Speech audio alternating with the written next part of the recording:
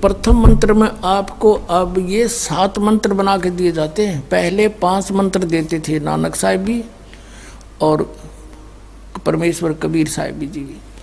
फिर ये है 5 नाम हैं जो हमारे कमलों में ये प्रधान बैठे हैं। मूल कमल में गणेश जी, स्वाद चक्र में सावित्री ब्रह्मा जी, नाभि कमल में विष्णु और लक्ष्मी जी, हृदय कमल में शिव पार्वती जी और कंठ कमल में ये दुर्गा जी।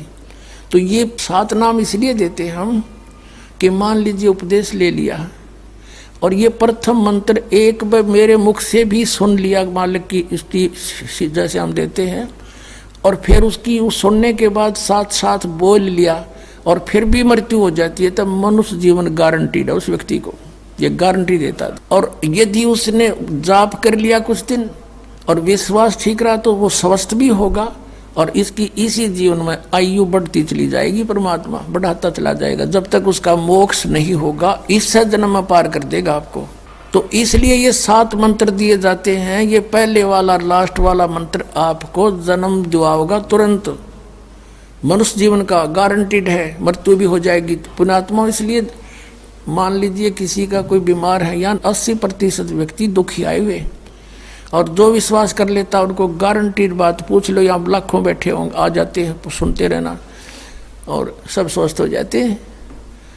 तो ये वो परमात्मा है। तो इसलिए प्रथम मंत्र जो आपको दिए जाते हैं इनमें ये 2 मंत्र अब कंपलसरी थे, पहले नहीं थे ये।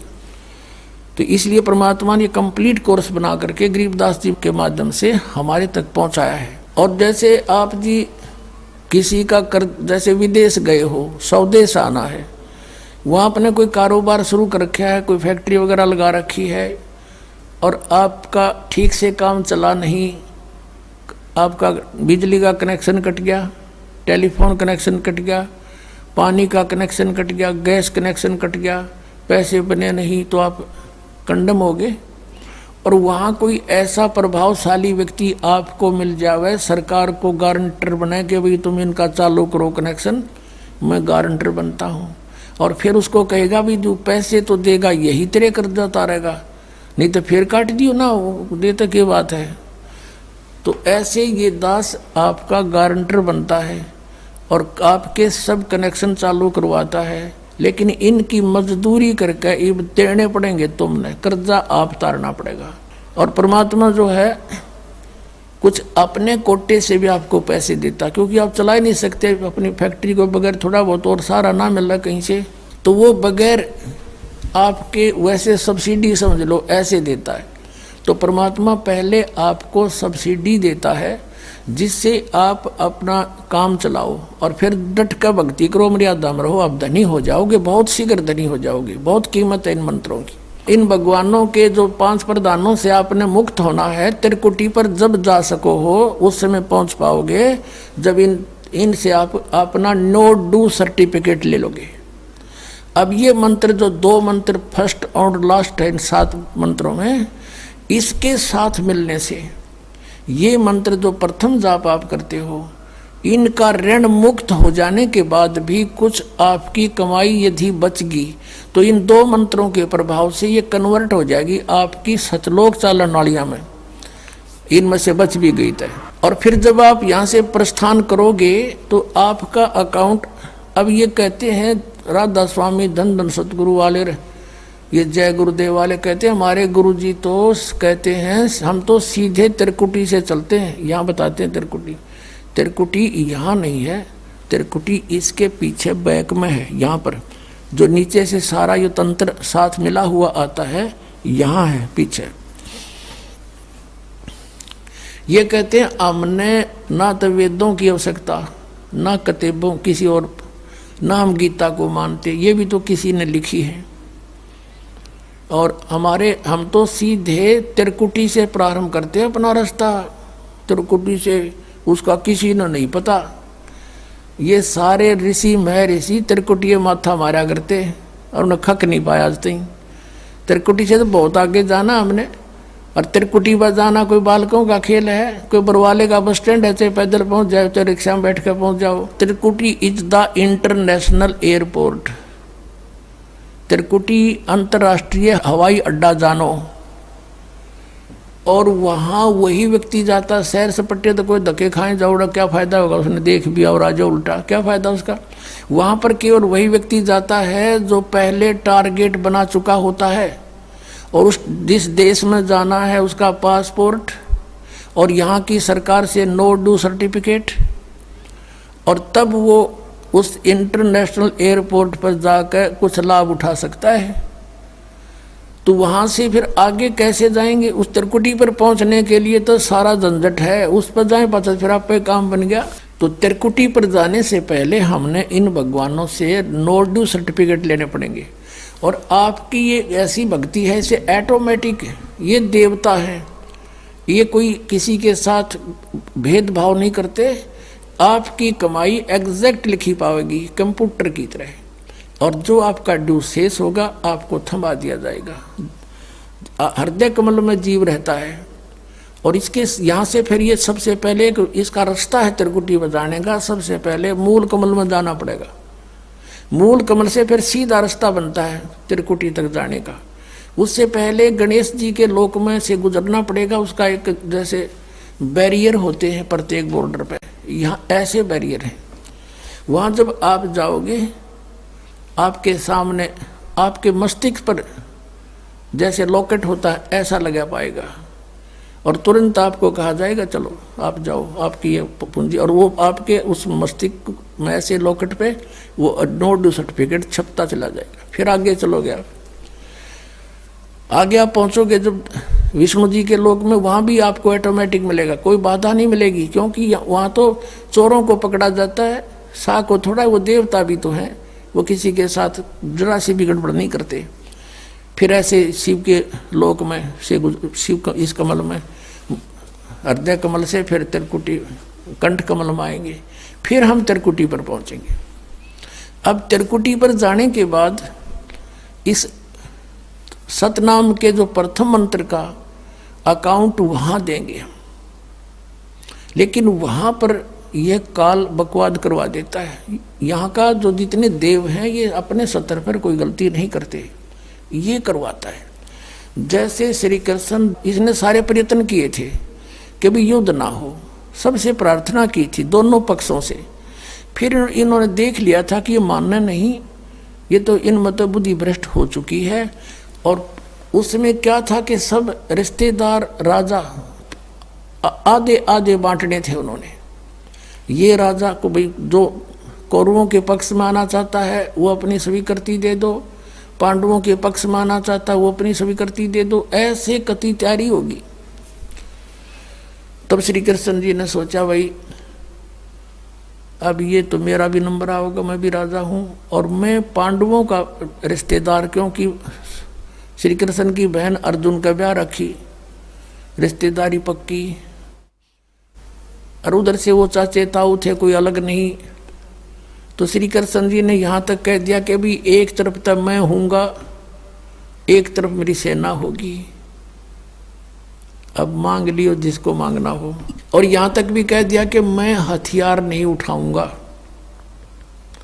अब पांडव तो मुंह धो रहे थे श्री कृष्ण पे कि सर्वशक्तिमान है, ये जो हमारी तरफ पक्ष में हो गया तो अकेला ही बहुत है। तो फिर पांडव घबरा गए थे। पांडवों ने यहाँ तक कह दिया था प्रभु हमें 5 गांव दिवा दो, हम युद्ध नहीं करेंगे। वो नहीं मानना था, फिर भी छोड़ो इस बात को, हम आगे लेंगे। तो फिर जब महाभारत का युद्ध हुआ, अब श्री कृष्ण ने हथियार उठाया, पहिया उठा लिया रथ का, उसको अपनी शक्ति से सुदर्शन चक्र बना दिया और उसने बहुत लाखों लोगों को काट डाला। अब ये अपने सतर पर गलती नहीं करते ये देवता, जब तक ये न्यूट्रल रहते हैं। और जब इस काल ने इन पर प्रभाव किया, अंदर प्रवेश कर गया इसके काल, श्री कृष्ण के पाप को बनवा दिए इसके, और सुदर्शन चक्र उठवा दिया और झूठा बना दिया, वह प्रतिज्ञा भंग करवा दी। ऐसे ये त्रिकुटी पर जाकर चाल चाल है, यहाँ तक नहीं बोलता ये। अब वहाँ ये कोशिश करता है कि इसको यहाँ उलझा दूँ। उससे पहले बहुत सी ऐसी बहुत से वहाँ पर त्रिकुटी तो एक बहुत बड़ा सांग है, बहुत बड़ा प्लेटफार्म है, और वहाँ पर कहीं पर डांस हो रहे हैं, कहीं पर दुकानें लगी हैं, औरतें खड़ी हैं, नाच रही हैं, कोई अर्धनग्न शरीर में खड़ी हैं, और बहुत से वैसे सुंदर सुंदर खड़े हाथी सजे हुए। तो ये जीव वहाँ जाकर बिचल जाता है। सब ये नकली गुरु भी वहीं खड़े हैं। नकली गुरुओं का रूप बनाकर तो काल आता है, और अपने असली गुरु का रूप बनाकर परमात्मा आते। इस दास के रूप में आपको त्रिकुटी पे उपलब्ध होंगे परमात्मा। तो वहाँ क्या होगा कि कई बार ये काल भी परमात्मा यानी असली गुरु का रूप बनाकर खड़ा हो जाता है। तो सबसे पहले आप क्या करोगे, प्रणाम जब करोगे गुरुदेव को, ये स्वभाव तो आपका यहाँ बना ही दिया जाता है, गुरु जी दिखे दंडवत करोगे। दंडवत करते समय एक सतनाम का सुमरण अवश्य करना होता है। 1 सेकंड, ये 10 सेकंड मुश्किल से लगती हैं। श्वास उस श्वास का सिमरण करें प्रणाम करते समय, और उठकर जब देखोगे यदि परमात्मा होंगे तो एज इट इज पाओगे, और जब काल होगा दास के रूप में तो उसका स्वरूप बदला पाओगा, ऊपर का कपड़ा हटा पाओगा, उसका असली सूरत मिल जाएगी, तो आप वहाँ से बच जाओगे। अब फिर क्या होगा कि फिर तुम जैसे यहाँ आप देखते हो गुरु जी आगे सारे पीछे पीछे हो लेते हो, तो वहाँ जब मृत्यु होगी आपको स्वप्ना सा दिखेगा। जैसे आप किसी ऑफिस में गए हो किसी कामवश, और वहाँ आपका काम फटाफट होता जा रहा है, नहीं होता है तो आप दुखी हो रहे हो, बार बार बैठ कर रो रहे हो, तो ऐसे ही चलेगा वो। तो वहाँ जाते ही जब आपको गुरुजी दिखेंगे, आप एकदम इसी स्वभाव से जो आपकी यहाँ रिहर्सल हो रही है, आपके अंदर जो आस्था कसक पैदा हो रही है, ये वहाँ काम आवेगी आपके। तो ये सब रिहर्सल यहाँ कराई जा रही है कि गुरु को परमात्मा जानकर ये सब क्रियाएं करो, तो वहाँ ये आपके काम आऊँगी, वहाँ अपने यूज होंगी ये सारी फार्मूले। तो जब आपको ये पक्का हो गया कि ये है गुरुजी, फिर आपको लेकर के धर्मराज के दरबार में परमात्मा जाएंगे इस दास के रूप में, और धर्मराज से कहेंगे जी इसका हिसाब कर दो, भगवान का आदेश है, आप लो अपना ये एक इसकी कमाई जो तुम्हारे सत्र की वो प्राप्त करो। ओम नाम की कमाई और ये यज्ञों का जो बचा हुआ यहाँ प्रयोग हो गया सो हो गया यज्ञ, फिर भी बचे हुए भी आपको वहाँ देने पड़ेंगे कि आप अपना संभालो अपने सत्र की। जैसा कि आपके संविधान में लिखा है, ये पवित्र वेद पवित्र गीता भगवान का संविधान है, इसके विरुद्ध जो कार्य करता है वो दोषी है, चाहे जज है चाहे बिना जज है। तो यहाँ का न्यायाधीश बहुत समझदार है, उसने वो सब समझता है। परमात्मा याद दिलाता है 18वें अध्याय के 66वें श्लोक में लिखा है, सर्वधर्मान परित्यज माम एकम शरणं व्रज। अपना अपने सत्र की जो तुम्हारी है वो अपनी लो, इसकी पूजाएं, और इसको छोड़ो, आगे चलेगा ये। तो वहाँ सतनाम के प्रथम मंत्र का जाप हम वहाँ देंगे, यज्ञ दे देंगे, फिर ये वहाँ से चलेगा, फिर वो आगे जागा तो पार ब्रह्म के लोक से हमने पार होना है। वहाँ पर सतनाम के दूसरे मंत्र की कमाई जो श्वास उश्वास से की हुई है, ये उसके दरबार में जाकर अक्षर पुरुष यानी परब्रह्म के लोक में जा करके उसको देंगे, वो आगे जाने अलाउड कर देगा, उसके 7 संग ब्रह्मांडों से पार होना हमें सहयोग देगा वहाँ से वो वहाँ तक जाने का, उस टैक्स के बदले में। अब यहाँ बताया है कि जे तू पढ़ा पंडित बिन दोई ना अक्षर दोई नावा, और पर्णवत नानक एक लंगाए जे कर सत समावा। अब ये 2 अक्षर का नाम जो सतनाम है, ये हमें भंवर गुफा तक पहुंचा देगा। भंवर गुफा है, जैसे अभी तक हमने 10 द्वार सुने थे, तो यहाँ परमात्मा ने गरीबदास साहिब जी के माध्यम से कहा है कि 12 मद मैल मठ बोरे बहुर ना दे धरे रे। वो तो 12वें द्वार को पार करके है वो मठ, वो स्थान, वो ठोड़ ठिकाना, फिर जहाँ जाने के बाद बहुर ना दे धरे रे, फिर दोबारा जन्म कभी नहीं होता।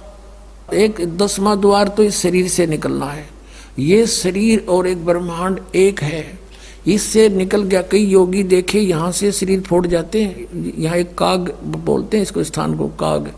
छोटे से बच्चे को आप देखोगे नर्म नर्म स्थान होता है, वो कई बार नीचे हो जाता है तो उसको एक देसी इलाज से ऊपर उठाते हैं हाथ से, तो इसको फोड़ के वो बाहर निकल जाते हैं। वो कहते हैं जिसकी मृत्यु यहाँ से हुई हो ना, उस योगी को कहा करते इसने ब्रह्मांड फोड़ दिया। ब्रह्मांड फोड़ दिया, केकला तोड़ दिया। ब्रह्मांड के बीच में, प्रत्येक ब्रह्मांड के बीच में वैक्यूम प्लेस है, खाली स्थान, बहुत लंबा चौड़ा। ये फिर वहाँ धक्के खाएं जाओ, उसका वहाँ के चक्कर काटे जाओ, ठंडी ठंडी इसमें लगती रहे, और वहाँ इसकी कमाई पूरी हो जाएगी, फिर वापस नरक में। और फिर 21 ब्रह्मांड का भी एक ग्रुप है, चारों तरफ से एक अंड आकार है, और 21वें ब्रह्मांड का कनेक्शन जो है उसके चारों तरफ भी फिर खाली स्थान है, और वहाँ से सीधा एक 11वां द्वार है, वो अक्षर पुरुष के लोक में प्रवेश होता है, 7 संघ ब्रह्मांडों का। वो 7 संघ ब्रह्मांड भी चारों तरफ से एक तरफ बंद हुए हैं, पैक हैं, और बीच में अलग अलग डिवाइड हैं, वो अलग है। तो जब 11वें द्वार को पार करेंगे तो उसमें प्रवेश कर जाएंगे, अक्षर पुरुष के लोक में है। और 12वां द्वार जब है अक्षर पुरुष का, जो 12वां द्वार है अक्षर पुरुष के लोक से सतलोक में जाने के लिए पहले बीच में एक और स्थान है जो गुफा टाइप है, और उसको ऐसे गोल आकार है, वो ऐसे ऐसे जाएगा ऊपर को। तो वहाँ जब हम 12वें द्वार पर खड़े हो जाते हैं, इसका जो अक्षर पुरुष का चारों तरफ से जो बंद है उसके पारदर्शक है, वो वहाँ से सतलोक दिखाई देता उस आत्मा को जिसके पास सार नाम की कमाई है। अन्य को नहीं दिखता, अक्षर पुरुष के लोग व्यक्तियों को नहीं दिखता, वहाँ के प्राणियों को नहीं दिखता, तो वहाँ से फिर वो दिखाई देता है। अब जैसे नानक साहब ने कहा कि एक छुड़ावे एक लखावे, यूँ तो छुड़ाओगा कालते सतनाम का पहला मंत्र ओम, और वो जो दूसरा मंत्र है वो लखावेगा, वहाँ जाकर एंड पे बैठा देगा, और वहाँ से आपको सतलोक दिखाई देगा, पार नहीं हो सकते। सार नाम है जिसके पास, तो फिर वो आगे उस भंवर गुफा से पार करके, और फिर आपको 12वां द्वार पार करके तब परमात्मा का वो मठ है, वो स्थान है, सतलोक है, जहाँ जाने के बाद साधक फिर लौट कर कभी संसार में नहीं आते। तो इस प्रकार ये अर्थ तो ये था 18वें अध्याय के 66वें श्लोक का। ये बालक के जाने, संस्कृत के जानने वाले विद्वान पाक रहे थे, इनको कख नहीं पता था, अनृत कर डाला इस अनमोल सदग्रंथों का।